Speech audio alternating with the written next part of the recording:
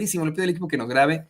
Déjeme saludar al queridísimo Ricardo Sevilla, un gran colega periodista, un gran escritor, un gran amigo, con quien definitivamente tenemos que hablar de estas caídas absolutas que sigue enfrentando la oposición, de cómo es que pues pareciera que les encanta perder.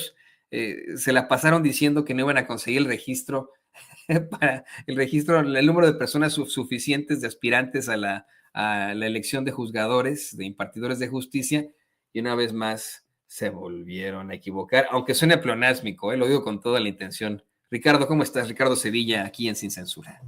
Estoy muy bien, mi querido Toño, público memorioso. Efectivamente, se equivocaron estos personajes, se equivocan en todo, van una y otra vez yéndose de bruces, pronostican una cosa, vaticinan otra, puras calamidades, están peor que el Génesis, esa es la realidad, y se equivocaron en esta también, mi querido Toño.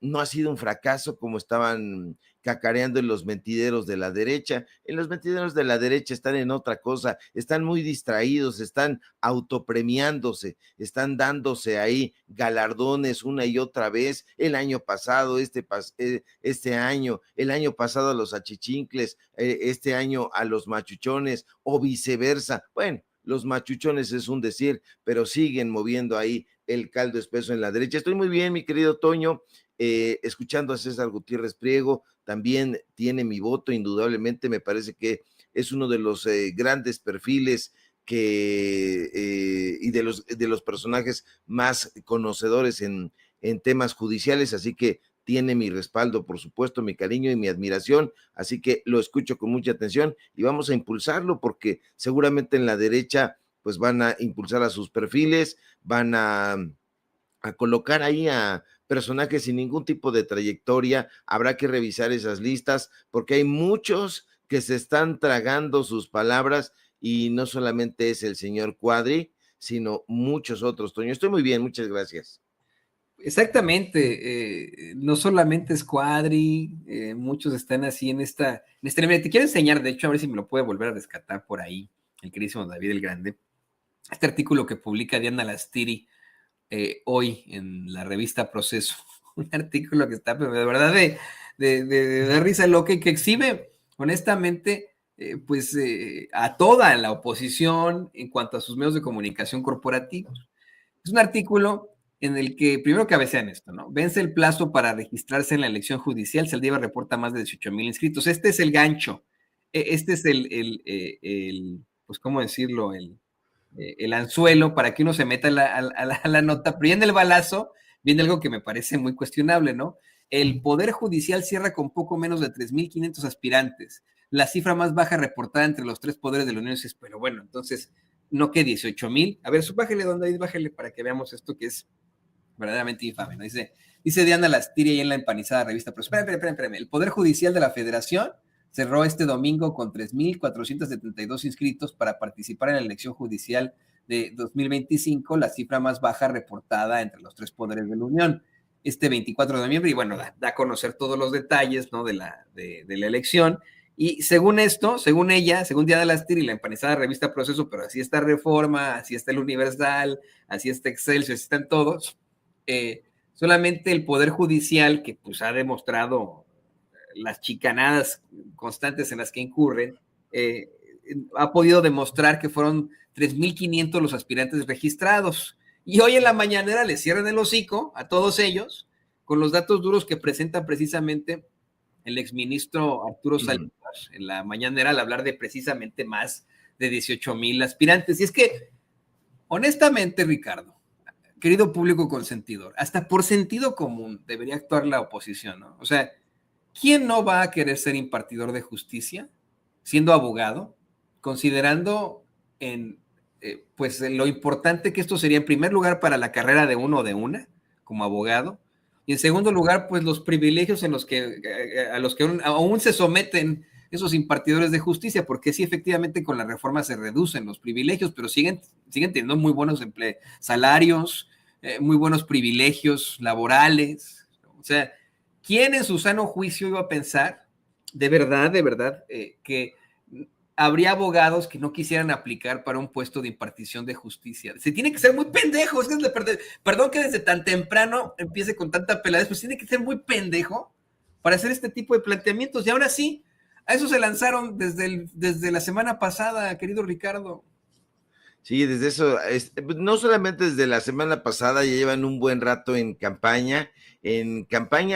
Son publireportajes, mi querido Toño. Todo esto que están haciendo son inserciones pagadas. Ese es una tradición, terrible tradición que se ha hecho y se ha ejercido en los medios de comunicación corporativos desde hace muchísimo tiempo. Ayúdame, por favor, y aquí te van estos sobrecitos amarillos, ayúdame, por favor, y cuando quedemos ahí, va a estar la mesa puesta para todos. A mí me parece que hay 3 perfiles muy interesantes, mi querido Toño, además del de César Gutiérrez Priego, desde luego, está el perfil de Lenia Batres, la ministra del Pueblo, ya conversamos con ella, está el de Yasmín Esquivel, también ya conversamos con ella. Yo he revisado también el trabajo de Loreta Ortiz Alf, hemos tratado de contactarla, no nos ha podido, no hemos tenido la oportunidad de conversar con ella, pero bueno, fuera de ahí hay otros personajes que están completamente desquiciados y no tienen idea ni tienen experiencia, están hablando de la carrera judicial, no sabe nada del tema, no sabe nada. Y uno que es también ignorante en esas cuestiones, pues sabe escuchar y escucha precisamente las propuestas que tienen estos y no tiene ningún tipo de propuesta. Bueno, ahí está. Contra todos los pronósticos de la derecha, es todo un éxito la implementación, llamemos, de la reforma al Poder Judicial o de lo que fue la reforma al Poder Judicial, porque, como tú ya bien apuntaste, se registraron miles de abogados, hombres, mujeres, contrario a los deseos perniciosos de la oposición. Acuden miles de personas para registrarse en estos comités de evaluación del Poder Ejecutivo, del Poder Judicial. Estamos ante un proceso histórico, Toño, donde por primera vez, y eso hay que seguir subrayándolo, se van a elegir mediante voto universal, libre, secreto y directo. O sea, elecciones democráticas a los integrantes del Poder Judicial. 5 ministras, 4 ministros de la Suprema Corte de Justicia de la Nación, para hablarlo con datos duros y que eso no se nos escape. 3 magistradas, 2 magistrados del todavía corruptísimo Tribunal de Disciplina Judicial. No, ese no, es bueno, es que es el sustituto del Consejo de la Judicatura. El Consejo de la Judicatura no sirve para un bledo, bueno, sí, para el reportaje que presentamos la semana pasada, donde están todos estos sujetos ahí con las sobrinas, el ex esposo, bueno, en fin, ya presentamos esa información. Ahora, eso es muy interesante destacarlo para que la gente sepa cuáles son los puestos que están en juego. Va a haber también en juego la elección de magistradas, de magistrados en las salas regionales, en las salas de circuito, los jueces de distrito, que por favor, si nos asomamos a ver su actuar, es terrible. Así que la instrumentación, Toño, de esta reforma judicial, esa es la idea, terminará con el nepotismo, con la corrupción que se ha arraigado y que ha gangrenado todo ese sistema judicial, y aquí están representando pues a la burda derecha. Fíjate, hacen como comedia en 3 actos, porque fíjate, es como si lo dividimos por actos. En el primer acto encontramos a hombres y mujeres criticando terriblemente la reforma al Poder Judicial y así enardecidos, enojadísimos, pero en el segundo acto los vemos caminando ahí, apoyando a Norma Piña, haciendo protestas, haciendo de todo, como cierta enfermera por ahí, como cierta magistrada por ahí en el Consejo de la Judicatura, pero en el tercer acto les vale gorro, se registran o pretenden registrarse como magistradas o como magistrados. Toño, ¿cómo se llama la obra? La hipocresía de la oposición, y Ionesco y Beckett estarían sonrojados porque estos son absurdos hasta el tuétano. Aunque les duela reconocerlo en la derecha, Toño, hay mucho talento entre quienes seguramente se van a convertir por mandato popular en juzgadores. Ahora, lo curioso es que varios de los integrantes que criticaban tan terriblemente la reforma constitucional, ahora están anotándose para ser candidatos en la elección de los próximos integrantes del Poder Judicial. Y uno dice, caray, pues entonces, ¿qué pasa? Decídanse, ¿son o no son? Decídanse, me acordé de una canción, pero bueno, anecdótico, es que en el fin de semana, ahora sí, estuve escuchando muy buenas rolas, pero Toño, son corruptos, son huevones. Oye, Sevilla, ¿por qué los tratas de huevones? Acuérdese, que fue el viernes, le dimos a conocer que los ministros llegan tarde, que les importa un comino la puntualidad, que Pardo Rebolledo y Margarita Ríos Farjat, la amiga o la empleadora de Lourdes Mendoza, no habían llegado a la sesión y que Norma Piña no lo sancionó, que al contrario le preguntó a Luis María Aguilar, el flamante presidente del jurado de los premios Pajés Yergo, oye, ¿y qué hacemos? Pues hay que esperarlo, dijo Luis María Aguilar, hay que esperarlos. ¿Por qué? Pues porque ya hemos esperado a Javier Lainez, porque hemos esperado a Alfredo Gutiérrez Ortiz Mena, todos llegan tarde, pero ojalá que solamente fuera a llegar tarde, Toño. No es así, no es así, eso es quizá anecdótico, pero uno de los principales retos del sistema judicial es fortalecer la independencia y la autonomía judicial, porque no se ha tenido, y si no, búsquele por favor en los reportajes que hemos presentado y ahí me dice usted si han sido independientes en algún momento de su vida. No, no hay que hacernos de la vista gorda. El grueso de la población en México no confía en el Poder Judicial, son los datos duros, no son mis ocurrencias. La última encuesta del INEGI, Toño, por ejemplo, dice que o apunta que los jueces de forma genérica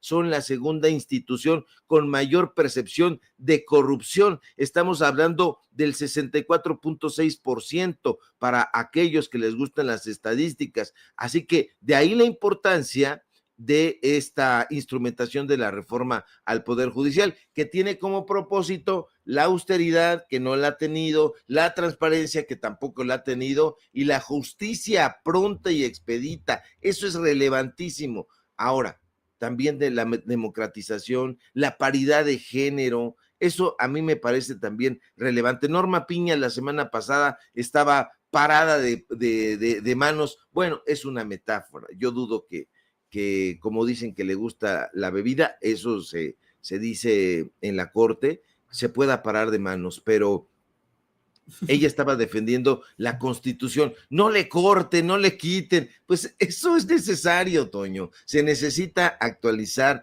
aquellas leyes anacrónicas. Es necesario que sea una Constitución moderna, acorde con estos tiempos modernos.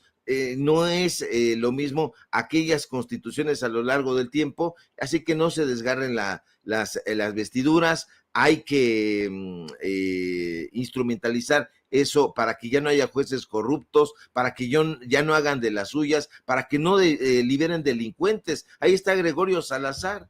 También se acuerda la semana pasada, juez de distrito adscrito al Centro de Justicia Penal allá en Almoloya de Juárez, mejor conocido como el Altiplano, pues decide cambiar con las manos en jarras la medida cautelar de José Alfredo, pues ahora hay que decirle José Alfredo N., porque la presunción de inocencia, ya sabe usted, pues liberan al contador prácticamente, el sobrino de Ociel Cárdenas, líder del cártel del Golfo. Las pruebas de la corrupción en el sistema judicial, Toño, saltan a la vista, les explotan en la derecha, y de ahí que la gente haya decidido que se vote popular y democráticamente por juzgadores y juzgadoras, y ahí está el éxito. Más de 18,000 personas, 18,000 perfiles se han registrado para contender en esta disputa democrática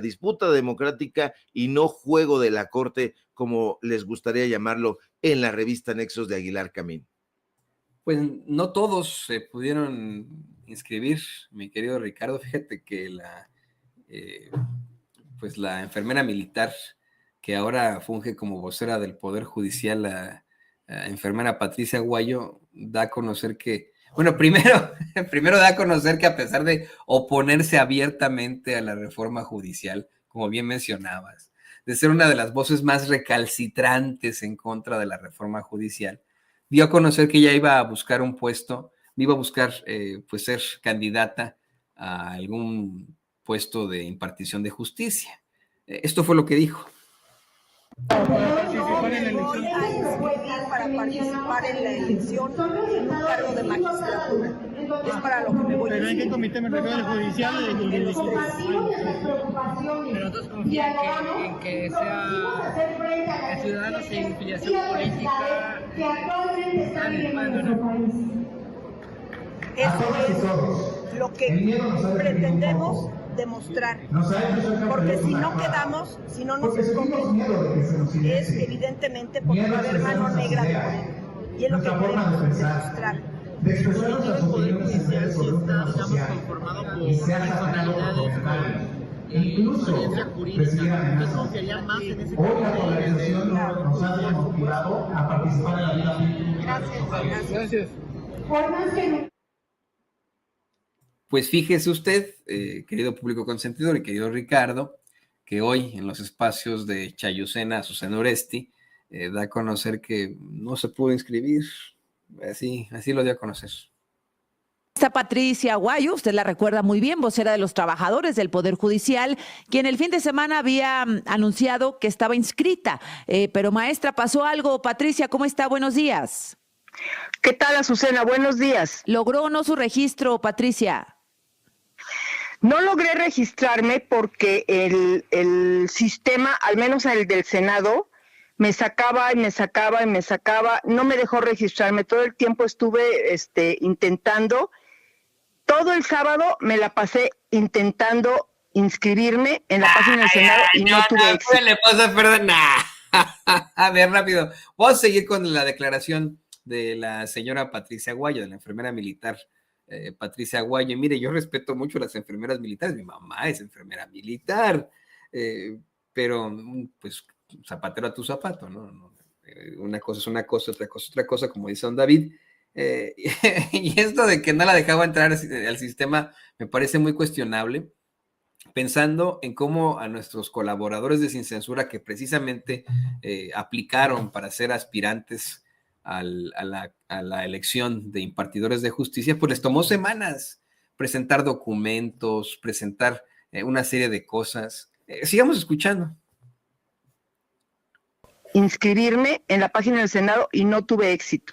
Y lo intentaron el domingo intenté inscribirme en la del Poder Ejecutivo y finalmente los documentos que me habían ayudado a poner en el tamaño de PDF que requerían, a la hora que los quise registrar no me los dejaba registrar porque me decía que estaban demasiado pesados.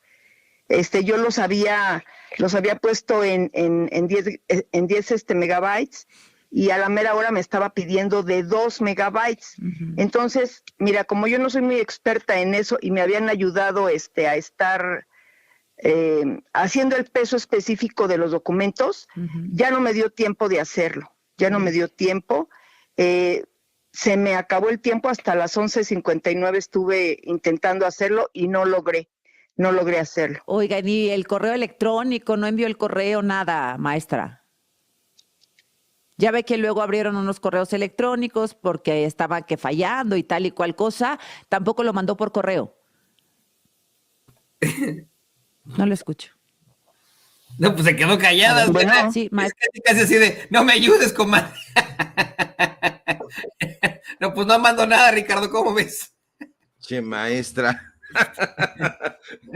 No mandó nada, Toño. Mira, es que tantito sentido común, carajo. Mira, si tú quieres reportar esas anomalías, agarras tu teléfono Yo tengo aquí mi telefonito ya bien jodido, bien usadito, pero entonces yo pondría mi teléfono aquí y diría, en este preciso momento me voy a registrar o voy a tratar de registrarme en este sistema para documentar que no se puede acceder. ¡Caray! ¿Eso no se les ocurrió? Si quieren datos duros, si quieren hacer un mínimo reportaje, un mínimo esfuerzo, ya les dijimos que el teléfono puede ser el sustituto de un reportaje, de un documento visual. Entonces, señora, es usted maestra, es enfermera, ahora quiere ser juzgadora, es de todo, pero no tiene tantita sensatez. No lo hizo. Ahora, ¿en qué sociedad del espectáculo están navegando los medios de comunicación de la derecha? Mira que darle la palabra a una señora que tiene, supongo yo, muy pocas ocupaciones y la enfermería, no sé si la ejerza, pero estar declarando aquí y allá. A ver, está al jefe de información. Oye, comunícate con la enfermera que quiere ser magistrada o quiere ser ministra o quiere ser juzgadora o quiere ser lo que sea. Comunícate con ella porque esa es la nota. A mí me parece eso absolutamente ramplón y me parece una jodidez que los medios de comunicación tan importantes como Radio Fórmula y todos estos donde trabaja Azucena Uresti, pues hagan ese tipo de contenidos. ¿Tienes que contarle historias? Por supuesto que sí, hay que contar historias, pero me parece que no debemos perder de vista la función social del periodismo. ¿Qué de beneficio hay en entrevistar a una señora que se sabe a despotricar? Vaya usted a saber si en coordinación con algunos políticos, con alguien de la corte, en contra de esta instrumentalización de la reforma al Poder Judicial. Yo no le veo sentido, Toño, pero a lo mejor es porque la gente que son jueces vive muy despegada de la realidad y nosotros vivimos en una realidad alterna. Yo ya cada vez estoy entendiendo menos cosas de las que pone en marcha la derecha, muy pocas cosas, y la verdad por eso estoy leyendo a Charles Bukowski, y fíjate que estaba yo leyendo a Charles Bukowski y dice, el juez del trullo de borrachos.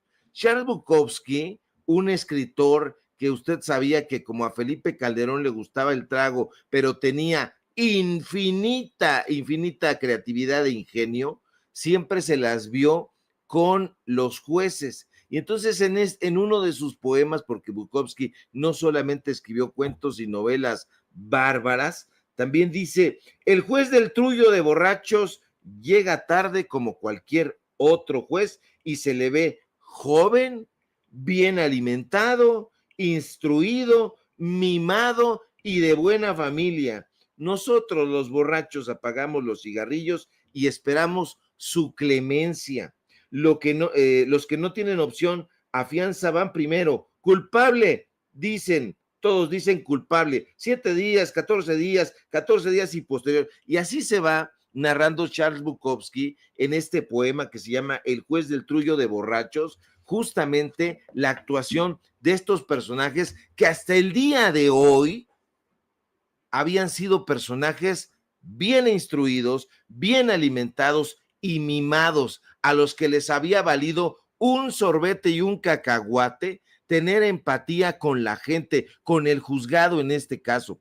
Mira, Toño, quienes en algún momento hemos tenido o hemos pasado por alguna situación donde haya que enfrentar a un ministerio público, ni siquiera enfrentar porque no te dejan. Ellos simple y sencillamente pontifican desde su ladrillo de superioridad moral y desafortunadamente sí han tenido un poder tremendo. Entonces, a ver, ¿qué tiene aquel? ¿Qué es lo que quiere? Ah, pues ahí está el veredicto. Que se vaya y que se joda tanto tiempo. No hay ese humanismo, lamentablemente. A mí me gustaría muchísimo que se bajaran de sus camionetas millonarias estos magistrados, estos jueces, estos ministros, y que le preguntaran a la gente cómo ha sido su relación con el sistema judicial, cuál ha sido el trato que les han dispensado los ministros. Es decir, ¿sabes qué? nunca en mi vida he tenido contacto con un solo ministro. Hoy sí hemos visto algunos, pero en los medios de comunicación, o a veces vamos en el camión o vamos en el micro y el microbús se tiene que hacer a un lado porque ahí vienen escoltados por su guardia pretoriana, estos infelices, con dinero del pueblo. No están mal los privilegios, Toño, pero los privilegios para todo el pueblo. Si estos personajes dicen, bueno, son 11 ministros que viven en una burbuja y otros tantos en el Consejo de la Judicatura y otros más jueces de distrito, etcétera, etcétera, caray, ¿por qué ellos quieren tener privilegios y no buscan los privilegios, la mejor vida para el pueblo de México? A mí me parece que hay falta de sensatez, falta de empatía, falta de humanismo y poca madre, diría ya para terminar esta parte, pero ahí está, me parece que sí hace una descripción muy buena Charles Bukowski que aplica a estos perfiles. Quiero, Ricardo, yo también, a mí me parece que hasta comedia involuntaria de esta oposición flatulenta. Quiero hacer una aclaración y una advertencia rápida al público de Sin Censura, ya lo sabe el queridísimo Ricardo Sevilla. Estamos por enlazarnos con Vicente Serrano en cuestión de minutos por una entrevista sin precedentes, una entrevista exclusiva que va a sacar chispas, por lo cual en cualquier momento se estará pues interrumpiendo esta transmisión para ir a esta entrevista muy fuerte, muy fuerte. Señoras y señores, miren, me pide Vicente que aguantemos el nombre de la entrevistada, pues una entrevistada con mucha fuerza aquí en Sin Censura. Y bueno, pues como miembros de este equipo, Ricardo ya lo sabe, este es su servidor, en cualquier momento mientras estamos platicando, a lo mejor tener que hacer el enlace de inmediato hasta donde Vicente Serrano se encuentre. Pero para seguir con nuestros temas en la agenda y decirle a usted, público consentidor, que aquí estamos con mucho gusto, ¿qué te parece que vamos al otro tema de la agenda, querido Ricardo, aquí, otro de tus temas? Estos 10 compromisos que se lanzan para combatir la violencia contra las mujeres. Hoy, en el Día Internacional en contra de la violencia contra la mujer, hoy, pues con funcionarios incluso de Naciones Unidas, la doctora Claudia Sheinbaum lanza estos compromisos, además de hablar de la importancia de incorporar el marco jurídico para evitar este tipo de problemáticas. ¿Qué nos puedes decir al respecto, Ricardo? Bueno, varias cosas, mi querido Toño. De entrada, no te preocupes, se sabe perfectamente que este es el oficio del periodismo. Hay que ir a estas exclusivas que son muy relevantes. Es efectivamente el marco del Día Internacional de la Eliminación de Violencia contra la Mujer y la presidenta Claudia Sheinbaum invita a Citlali Hernández, que es la titular de la Secretaría de Mujeres, que está haciendo un trabajo extraordinario, que ha atendido demandas y señalamientos periodísticos que incluso le hemos hecho. Atendió el de César Gutiérrez Priego allá en Querétaro, atendió el de nosotros, el de Rebeca Sebrecos, que presentamos aquí también en Sin Censura. Entonces se hace este llamado desde la mañanera, una campaña. ¿Para qué? Para prevenir la violencia contra la mujer, para construir una nueva noción colectiva. Eso me parece muy relevante porque tiene que ver con instrumentar también y facultar a esta Secretaría de Mujeres para que vaya a trabajar en esto que ella prometió, que es con perspectiva de género. ¿Para qué? Para cambiar estas conductas cotidianas, para identificar las violencias que son diversas, sería luengo enumerarlas, pero para que se corrijan, dice muy bien la presidenta, para que haya una corrección entre nosotras, así dice, y entre nosotros, para tener que un país más pacífico, más armónico, y eso va avanzando, Toño, a pasos agigantados. Se necesita una coordinación permanente entre el gobierno federal, los estados y los municipios. Esto se va a presentar, ahí vamos a ver de qué están hechos los estados, de qué están hechos los municipios, sobre todo los conservadores, para ver si aceptan que haya personas servidoras públicas que trabajen para garantizar que las mujeres en situación de violencia reciban la atención adecuada, porque no ha sido de esa manera, lo hemos documentado también periodísticamente, así que va a haber el acompañamiento con presupuesto estatal esa es la propuesta del Ejecutivo, que se hagan campañas permanentes, estrategias de comunicación. Todo esto es sumamente relevante porque a nadie en su sano juicio se le ocurriría pensar que esto es un retroceso, aunque siempre es posible, Toño, que alguna cabeza neoliberal y retrógrada piensa que no es importante vindicar el papel de la mujer. Y desde luego es muy importante realizar acciones en México para que mujeres y niñas vivan libres de violencia. Así que vamos a estar muy atentos al desarrollo de estas instrumentalizaciones de apoyo a la mujer que están avanzando, insisto, Toño, a pasos agigantados, porque lamentablemente la violencia de género es una de las violaciones más extendidas actualmente. Sí, exactamente. Y tú lo has exhibido una y otra vez, incluso con la llamada, corrígeme si me equivoco, violencia vicaria, ¿verdad? Es correcto.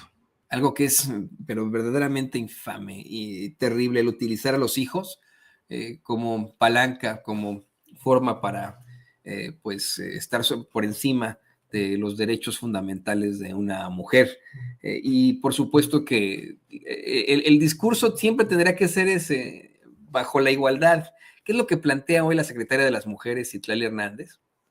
En ningún momento, y ese es como lo han intentado desvirtuar hasta influencers de lo más absurdos, como pues el tal Adrián Marcelo y el Temach, no sé qué, ¿no? Que creen que se está buscando que haya algún tipo de predominancia por parte de las mujeres. Eso no es.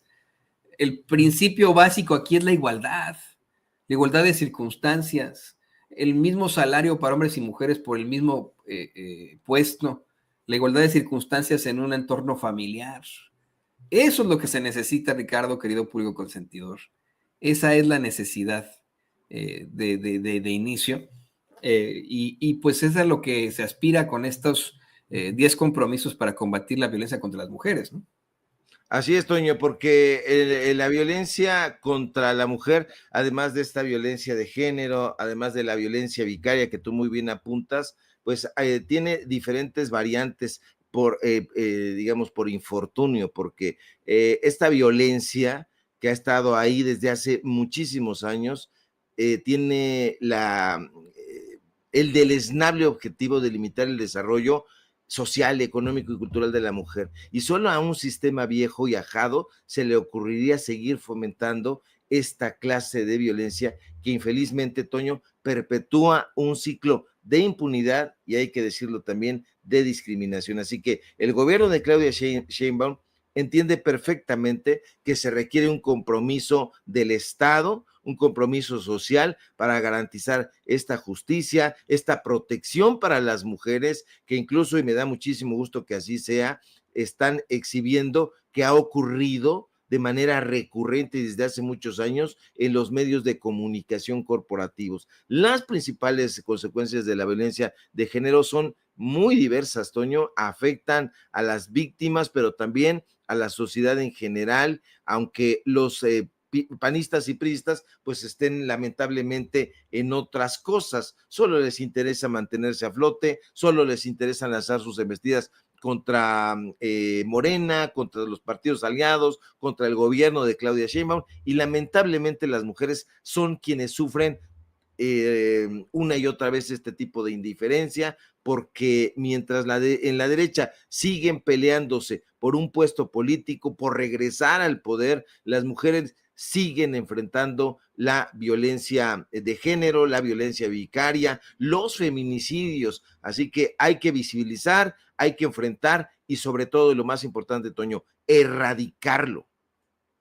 Querido Ricardo, yo quiero agradecerte por pues ser parte de esta transmisión como siempre y por estos temas tan importantes para todos nosotros. Por favor, compártenos tus redes sociales para que la gente se ponga en contacto contigo. Claro que sí, querido Toño, público memorioso. Síganme en mis redes sociales, en X, @SevillaCrítico, en Facebook, Ricardo Sevilla, así nada más. Síganme, por favor, en paralelo24.mx, en los datos duros. Hoy tenemos informativo en punto de las 9 de la noche y, por supuesto, aquí en La Familia Sin Censura. Te mando un fuerte abrazo, mi querido Toño, a ti, al público memorioso y a Vicente Serrano. Voy a estar muy atento de esas revelaciones en esta entrevista en exclusiva. No te vayas, quédate aquí en el deck de Sin Censura, querido Ricardo. Ahí tiene usted al escritor y periodista Ricardo Sevilla, siempre, siempre aquí con nosotros. Muchas gracias, Ricardo.